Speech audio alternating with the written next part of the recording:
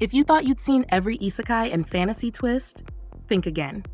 Today, we're diving into 6 insane new anime you probably missed, packed with overpowered heroes, chaotic villains, and worlds that are completely off the rails. Kicking off with number 6, my status as an assassin obviously exceeds the heroes. Alright, straight up, this anime has a title longer than my last Amazon order, but it delivers. Our main guy? Basically a walking cheat code. He's not just the assassin, he's the assassin who's somehow better than the so-called hero everyone's hyped about. And yes, he's smug. Like, I killed your plot twist before you even thought of it. Smug. The world building is solid. Magic, politics, and a hierarchy where the hero is more of a meme than a threat.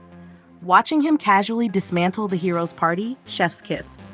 Villains act like they're intimidating, but honestly, the assassin's charisma makes them look like they're still in tutorial mode.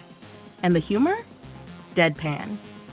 Our boy drops sarcasm harder than his daggers. It's the perfect blend of clever, dark, and funny, without feeling forced.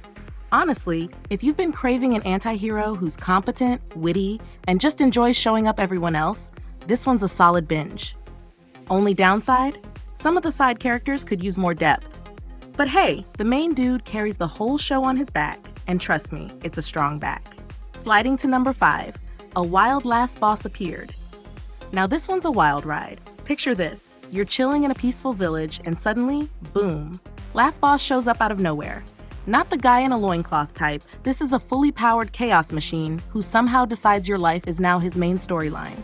Our protagonist? Surprisingly relatable. Not OP, not quirky for the sake of it.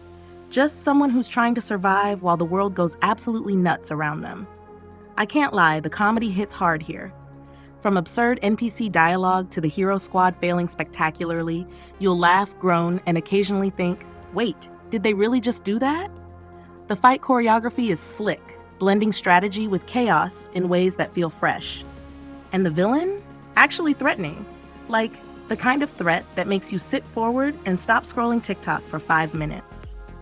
Some of the pacing feels a bit rushed in the middle, but honestly, the absurdity and tension make up for it. And let's be real, the art style nails that classic fantasy vibe, all glowy swords and dramatic sky shots. By the time you hit episode 5, you'll already be shipping some of the side characters and silently rooting for chaos to explode. Because it always does. Landing on number 4, Dad is a hero, Mom is a spirit, I'm a reincarnator. Okay, pause. This title alone had me confused for like 5 minutes, and then hooked instantly. Our MC is basically a family combo pack. Dad saves cities, Mom vibes with spirits, and he's reborn into a world that's already chaotic before he even opens his eyes. What's brilliant here is the mix of wholesome and over-the-top absurdity.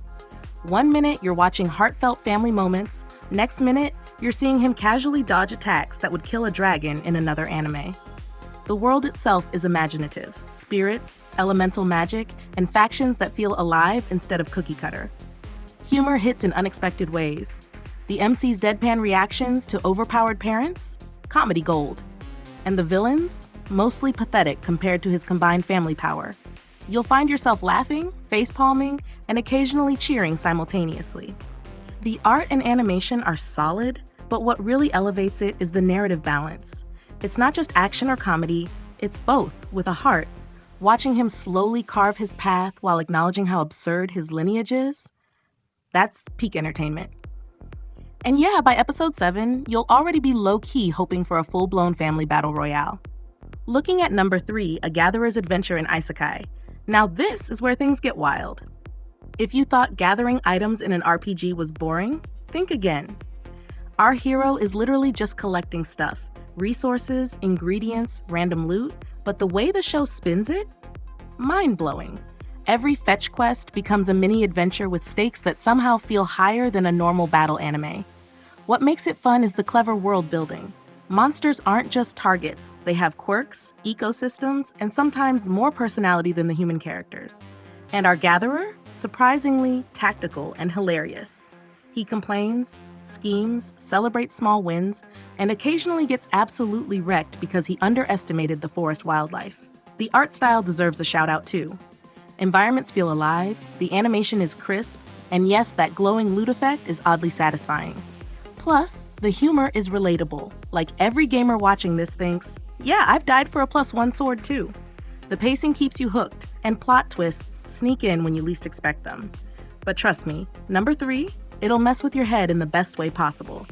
By episode 8, you'll be questioning how an anime about gathering can be this addictive, and you'll be low-key rooting for this guy to become the world's ultimate crafting legend.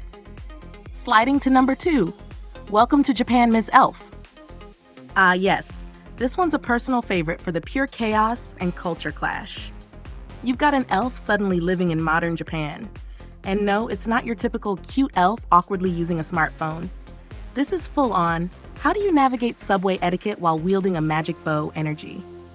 The comedy hits hard, mixing slapstick with subtle cultural commentary. Watching humans try to deal with someone who literally thinks physics is optional? Priceless. The MC is charming, clueless, and occasionally terrifying when she accidentally demonstrates high-level magic in public. The side characters are surprisingly fleshed out. You get rivalries, friendships, and just enough tension to keep the story moving without bogging it down. And yes, the action scenes are slick. Magic versus modern technology? Always entertaining. Villains? Mostly human bureaucracy, which somehow feels scarier than dragons or demons in this context. It's also strangely wholesome. Watching the elf learn about human quirks while accidentally breaking society's rules is oddly satisfying. If you're looking for laughs, creative fights, and moments that just make you smile while saying, yep, this makes total sense, this one's gold. Landing on number 1, I'm the evil lord of an intergalactic empire. And finally, the crown jewel. This anime is absolute chaos, political intrigue, and over-the-top evil schemes rolled into one. Our MC isn't just any villain.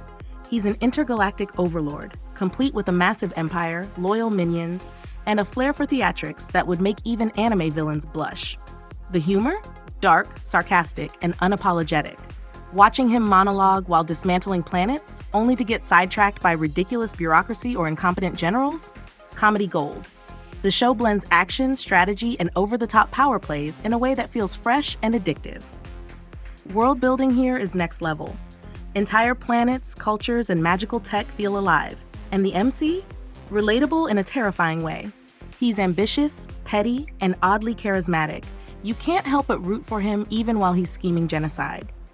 Yes, it can get a little heavy with exposition sometimes, but honestly, the sheer audacity of the story makes it worth it. By episode 5, you're invested, laughing, gasping, and secretly wishing you were in his empire, or at least on his good side. This one sets the bar high for overpowered main characters and villainous fun. It's chaotic, hilarious, and absurd in all the right ways. Definitely the crown jewel of the list. And that's a wrap on 6 new isekai and fantasy anime you absolutely can't miss. From smug assassins to intergalactic overlords, each show brings chaos, laughs, and pure anime energy. Drop a comment with which one blew your mind, smash that like, and don't forget to subscribe because, trust me, next time, the list gets even crazier.